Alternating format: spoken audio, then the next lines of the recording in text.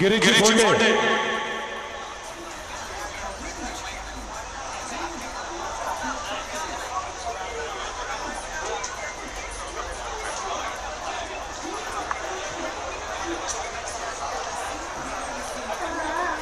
आदरणीय व्यासपीठ आणि तुम्ही इथे शेकडोंच्या संख्येने जमलेले प्रामुख्याने सांगली जिल्ह्यातील शेतकरी आणि या मेळाव्यास पाठिंबा देण्यासाठी आलेले सोलापूर, कोल्हापूर या ठिकाणचे शेतकरी भगिनीनो आणि बंधू. भगिनींचं नाव यासाठी अगोदर घेतलेलं आहे कारण मानवाच्या उत्क्रांतीच्या टप्प्यामध्ये आपण जर पाहिलं तर शेतीचा शोध जो आहे हा मुळात महिलांनी लावलेला आहे हे आपण लक्षात घेतलं. आणि पुन्हा एकदा ही शेती जी आहे ही वाचवण्यासाठी कामेरी, ऐतवडे खुर्द आणि सांगली जिल्ह्यातील महिला हे आंदोलन कशासाठी करतात हे आम्ही गावात येऊन नाहीतर व्हिडिओच्या माध्यमातून आम्ही पाहिलेलं आहे. आणि त्यामुळे या महायुतीला इतर सगळ्या जनविभागाच्या बरोबर कशाने हाताळायचं हे त्यांना माहिती असलं तरी ज्या आंदोलनाचं नेतृत्व महिला करतील त्याच्याशी कसं निपटायचं हे माहित नाही. त्यामुळे आम्हाला आवाहन करायचं आहे की पुरुषांच्या खांद्याला खांदा लावून 50% पुरुष आणि 50% महिला असं आपल्या या महाराष्ट्रभरच्या आंदोलनाचं सूत्र असलं पाहिजे. सध्या महाराष्ट्रामध्ये दोन संकट आहेत. एक संकट आहे अल नीनोचं आणि दुसरं संकट आहे अल देवेंद्रचं. अल नीनोचं काय करायचं ते शास्त्रज्ञ बघून घेतील पण जे अल देवेंद्रचं काय बघायचं हे आमच्या पट्टे शेतकरी बघून घेणार. आम्ही गोविंद पानसरे आणि एन.डी. पाटील सरांच्या बरोबर काम करता करता तयार झालेलो आहे आणि त्या विचारांचा आणि त्या अनुभवाचाच बळ आहे की आज आम्ही या आंदोलनाचं गेले 2 वर्ष झालं समन्वय करत नेतृत्व करतोय. आणि म्हणून एन.डी. पाटील सांगायचे आणि या फडणवीसला आम्हाला सांगायचं या फडणवीसला अहंकार आलेला आहे. एन.डी. पाटील सांगायचे की विधानसभेमध्ये तुमचं बहुमत असेल पण रस्त्यावरती आमचं बहुमत आहे आणि खरी निर्णायक लढाई जी आहे ही रस्त्यावरती होणार आहे. आणि फडणवीसांसारखे जे लोक आहेत जे पेशवाईचा वारसदार सांगतात हे रस्त्याच्या लढाईला घाबरतात. आणि त्यामुळे आपण संघर्ष करत असताना तो अभ्यासपूर्ण संघर्ष केला पाहिजे असं आमचं मत आहे. शक्तीपीठ महामार्गाचा यांनी धार्मिक कारण सांगत सांगत या गोरेनाच्या मंत्र्यांच्या 2000 एकरच्या प्रोजेक्टसाठी इकडे सातारामध्ये मानखुर्दला जे आहे मान खटावला जे आहे त्या ठिकाणी रस्ता वळवलेला आहे. आपण सातत्याने कोण जातात आहे कोण सुपात अशी मांडणी करत असतो पण लक्षात घ्या देवेंद्र फडणवीस यांनी मोदींच्या समोर सांगितलेलं आहे 10 एप्रिल 2024 ला लोकसभेच्या प्रचारात की हा शक्तीपीठ महामार्ग जो असणार आहे हा नुसता महामार्ग असणार नाही तर त्याच्या बाजूने 1 किलोमीटर इंडस्ट्रियल कॉरिडॉर होणार आहे. त्यामुळे 300 फुटाचा रस्ता एवढा मुद्दा नाही आहे. तुमची सगळी गावाच्या गावं उद्ध्वस्त करायचं आहे यांना. याचं कारण काय? कारण भाजप प्रणित या महायुतीला खास करून भाजपला या देशातली कृषी संस्कृती आवडत नाही. या देशातलं सहकार आहे ते देखील त्यांना आवडत नाही. त्यामुळे त्यांना ते मोडीत काढायचं. यांची इकोसिस्टीम लक्षात घ्या. इकोसिस्टीम काय आहे? गेल्या 20 वर्षामध्ये भारतातील 30 लाख हेक्टर एवढे शेती क्षेत्र कमी झालेलं आहे. 2018-19 नंतर 2023-24 मध्ये देशातील 6.5 लाख हेक्टर शेती क्षेत्र कमी झालं. आणि याच्यामध्ये या लांडग्यांनी महाराष्ट्र ओरबडलेला आहे. 6.5 लाख हेक्टर मध्ये 3.25 लाख हेक्टर चा हिस्सा फक्त महाराष्ट्रातला आहे. राज्य 29 आहेत आणि फक्त महाराष्ट्रातला जे निम्मा हिस्सा आहे शेती क्षेत्र कमी झालेला. त्यांना समजून घेतले पाहिजे की देशाची अर्थव्यवस्था जी आहे ही सेवा क्षेत्रावर जशी अवलंबून आहे, तशी तशी उद्योग क्षेत्रावर अवलंबून आहे, तशी ती या कृषी क्षेत्रावर अवलंबून आहे. आणि म्हणून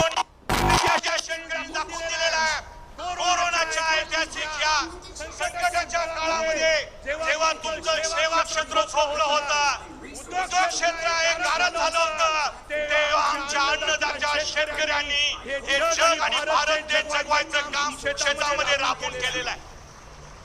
त्यांना शेतकरी आवडत नाहीये. का आवडत नाहीये?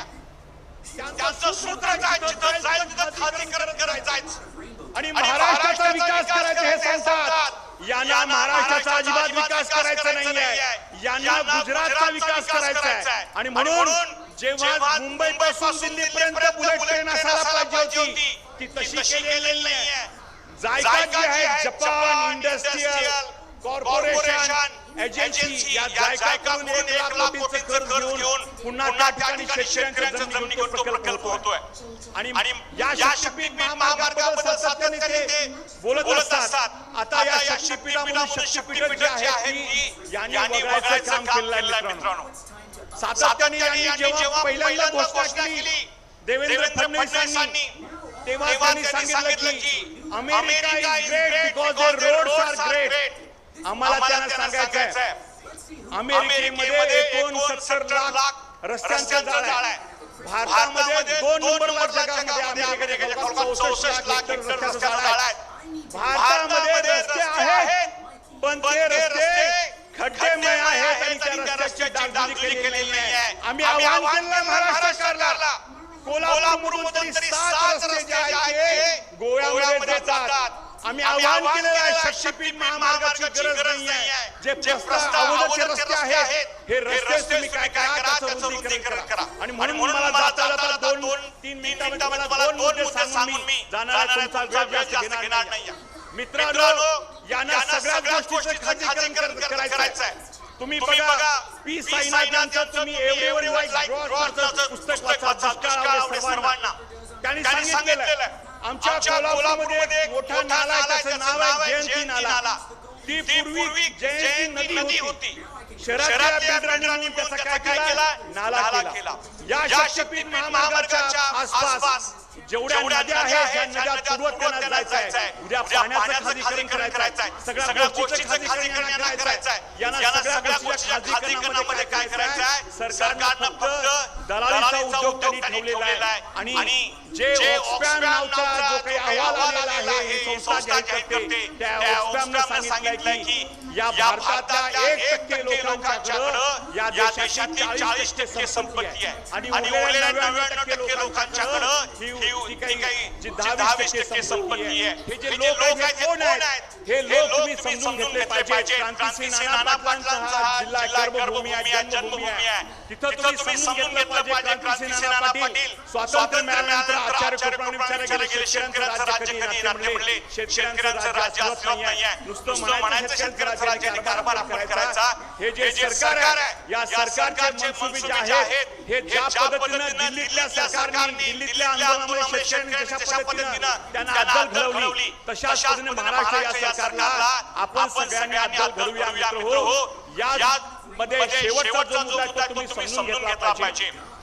येणाऱ्या 15-20 दिवसामध्ये वेगवेगळे आदेश सरकार जे आहेत ते काढणार आहे. याच्यामध्ये मोबदल्याचा आदेश करणार आहे. किसान सभेचे क्रांतिसिंह नाना पाटलांच्या संघटनेत काम करत असताना आम्हाला सांगायचं आहे 2013चा भूसंपादन कायदा या देशाच्या शेतकऱ्यांसाठी आणि भूमी जे भूमिपुत्र आहेत त्यांच्यासाठी करण्यात आला होता. त्या सगळ्यामध्ये यांनी काय केले आहेत तरतुदी ज्या आहेत त्या महत्वाच्या होत्या, या सगळ्या वगळलेल्या आहेत. आणि जाणीवपूर्वक 1955चा राष्ट्रीय राज्य महामार्ग कायदा याच्यासाठी वापरतात. ते का वापरतात? कारण याची प्रेरणा 1894चा ब्रिटिश कायदा जो आहे तो होता.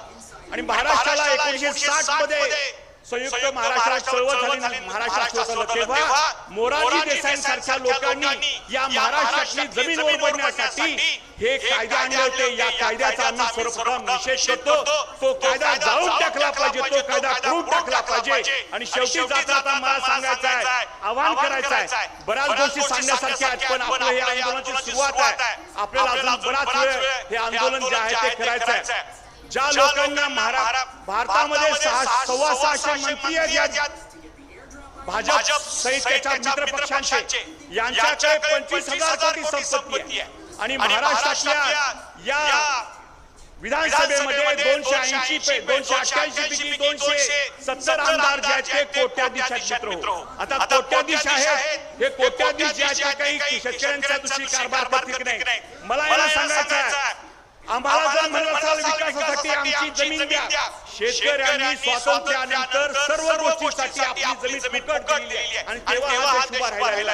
आता आम्हाला आवाहन करायचं आहे, अगोदर तुम्ही या महाराष्ट्रातले सगळे मंत्री आणि सत्ताधारी पक्षाचे आमदार तुमची संपत्ती अगोदर सगळी जी आहे 100% संपत्ती महाराष्ट्राच्या शेतकऱ्यांच्या नावावर सातबारा करा आणि मग पुढे बघू द्यायची की नाही शक्तीपीठसाठी. आम्हाला सांगता विकास कसा करायचा आहे. आमची विकासाची कल्पना मानव केंद्रित आहे. गरज नसलेल्या, पर्यावरण तोडत जाणाऱ्या, जंगली प्राणी आमच्या शेतामध्ये घुसवणाऱ्या आणि 1% भांडवलदारांच्यासाठी काम करणाऱ्या अशा पद्धतीच्या शक्तीपीठ महामार्गाची आम्हाला अजिबात गरज नाही आहे, एवढं सांगतोय. आणि जेव्हा हे आता 10-15 दिवसामध्ये मोठं काहीतरी आदेश काढणार आहेत, मी पण हायवे कडेला जातो. शिर्डी गावामध्ये आमची अनेक गावं जी आहेत हायवे कडची या महामार्गातली आहेत.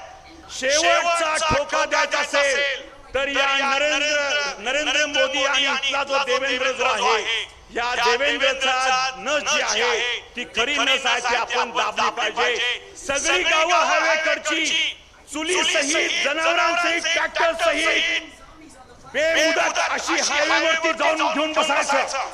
हायवेवर जसं दिल्लीच्या शेतकऱ्यांनी दिल्लीच्या 4 सीमा अडवल्या होत्या, सगळी गावं घेऊन हात पुणे बेंगलोर महामार्ग मुलाबाळांसहित यायचं, जनावरांसहित यायचं. आणि मग काय लावतात ते बघूया आम्ही, मग कोणते पोलीस लावतात ते बघूया. एवढं मी सांगतो आणि तुमची रजा घेतो. धन्यवाद. अतिशय अभ्यासूपणानं व्यक्त होणाऱ्या गिरीजींच्या भाषणानंतर मी विनंती करणार आहे आपल्या कामेरीचे सुपुत्र आणि यशवंत ग्लुकोजचे सन्माननीय व्हाईस चेअरमन शहाजी बापू पाटील आपण या निमित्तानं संवाद साधावा. गिरीजींच्या मनोगताच्या दरम्यान बापू 2 मिनिटं उपस्थित होत आहेत. आपल्या मातीचा कर्तृत्वानं अभिनयाच्या माध्यमातून सर्वदूर पोहोचवणारे माननीय विनायकजी रक्ते साहेब, क्रांतिसिंह नाना पाटील विद्यार्थी वसतिगृहाचे कार्याध्यक्ष आणि कुंडल अर्थात क्रांतीभूमी